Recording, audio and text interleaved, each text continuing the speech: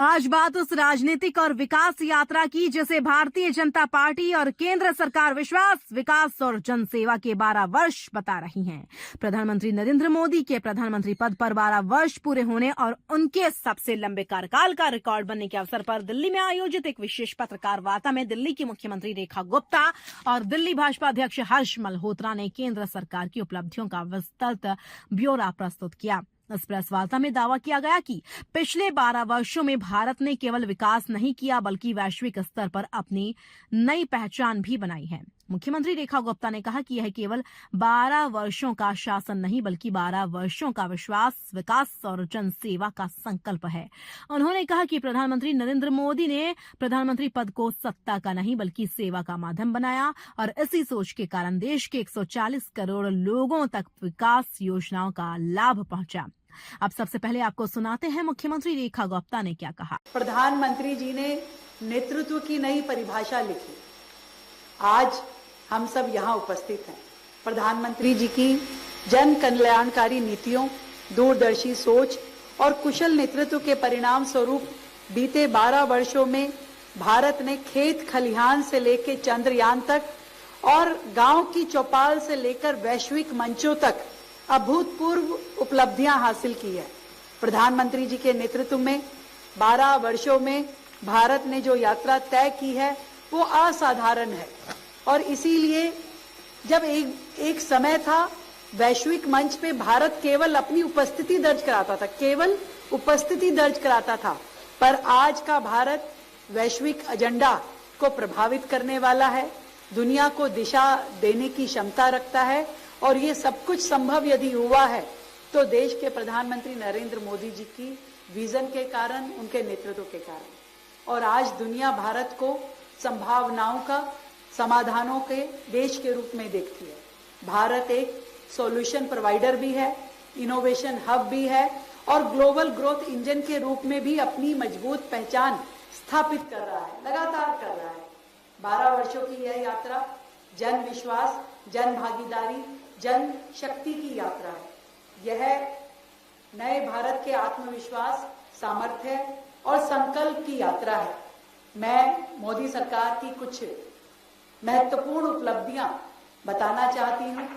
अधिकतर हमारे ध्यान में है और यदि एंड टू एंड सारी बताऊंगी तो लगता है पूरे दिन का सम्मेलन करना पड़ सकता है, पर ये 1 घंटे की पीसी है तो मैं कुछ पे प्रकाश जरूर डालना चाहूंगी।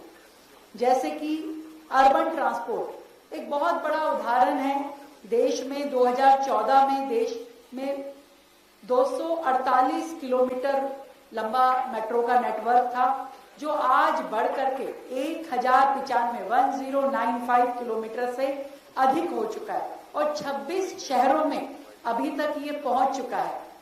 इसी तरीके से एयर कनेक्टिविटी के क्षेत्र में भी बहुत बड़ा बदलाव हम सब ने देखा है। उड़ान योजना ने आम नागरिक को हवाई सफर करने के जो सपने थे वो साकार किए।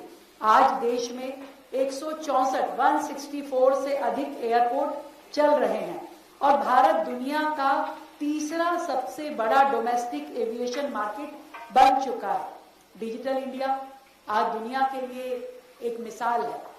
रेखा गुप्ता ने कहा कि बीते 12 वर्षों में भारत ने खेत खलिहान से लेकर चंद्रयान तक, गांव की चौपाल से लेकर वैश्विक मंच तक अभूतपूर्व उपलब्धियां हासिल की हैं। उन्होंने कहा कि आज का भारत केवल दुनिया के एजेंडे का हिस्सा नहीं है बल्कि वैश्विक एजेंडा तय करने की क्षमता रखता है।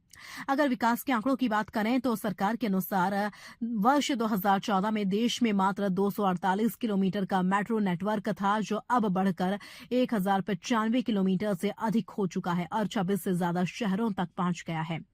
एयर कनेक्टिविटी के क्षेत्र में भी बड़ा विस्तार हुआ है। उड़ान योजना के तहत आम नागरिकों के लिए हवाई यात्रा को सुलभ बनाया गया है और आज देश में 164 से अधिक एयरपोर्ट संचालित हो रहे हैं। भारत दुनिया का तीसरा सबसे बड़ा घरेलू विमानन बाजार बन चुका है। डिजिटल इंडिया अभियान को लेकर मुख्यमंत्री ने कहा कि 6 करोड़ से अधिक लोगों को डिजिटल साक्षरता से जोड़ा गया है, जबकि भारत नेट परियोजना के माध्यम से 2,14,000 से अधिक ग्राम पंचायतों तक ऑप्टिकल फाइबर नेटवर्क पहुंच चुका है। मेक इन इंडिया और आत्मनिर्भर भारत अभियान का उल्लेख करते हुए उन्होंने कहा कि इलेक्ट्रॉनिक्स उत्पादन 6 गुना बढ़ा है और भारत दुनिया का दूसरा सबसे बड़ा मोबाइल फोन निर्माण केंद्र बन गया है।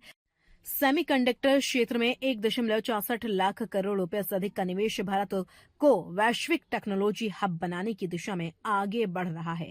पीएलआई योजना के माध्यम से 20 लाख करोड़ रुपए से अधिक की बिक्री और 12 लाख से ज्यादा रोजगार के अवसर सर्जित होने का दावा भी किया गया। रक्षा क्षेत्र में आत्मनिर्भरता की चर्चा करते हुए बताया गया कि उत्तर प्रदेश और तमिलनाडु में डिफेंस कॉरिडोर स्थापित किए गए हैं और भारत का रक्षा निर्यात 100 से अधिक देशों तक पहुंच चुका है। स्टार्टअप इंडिया की सफलता पर प्रकाश डालते हुए कहा गया कि आज देश में 2 लाख से अधिक स्टार्टअप और 120 से ज्यादा यूनिकॉर्न कार्य कर रहे हैं, जो भारत की नवाचार क्षमता का प्रमाण है। मुख्यमंत्री रेखा गुप्ता ने सामाजिक कल्याण योजनाओं का भी विस्तार से उल्लेख किया। उन्होंने कहा कि 81 करोड़ लोगों को मुफ्त राशन मिल रहा है, 58 करोड़ से अधिक जनधन खाते खोले गए हैं और 25 करोड़ लोग गरीबी रेखा से बाहर आए हैं। किसानों के लिए पीएम किसान सम्मान निधि के तहत 11 करोड़ से अधिक किसानों को 4.3 लाख करोड़ रुपये से ज्यादा की सहायता प्रदान की गई।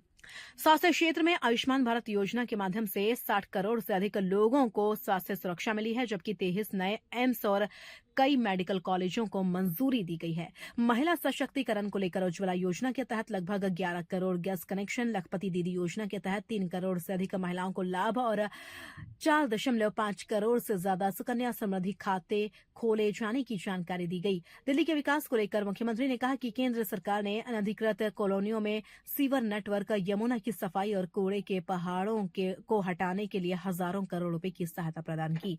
दिल्ली में लगभग 400 किलोमीटर तक मेट्रो विस्तार किया जा चुका है और 180 किलोमीटर नए विस्तार पर कार्य चल रहा है।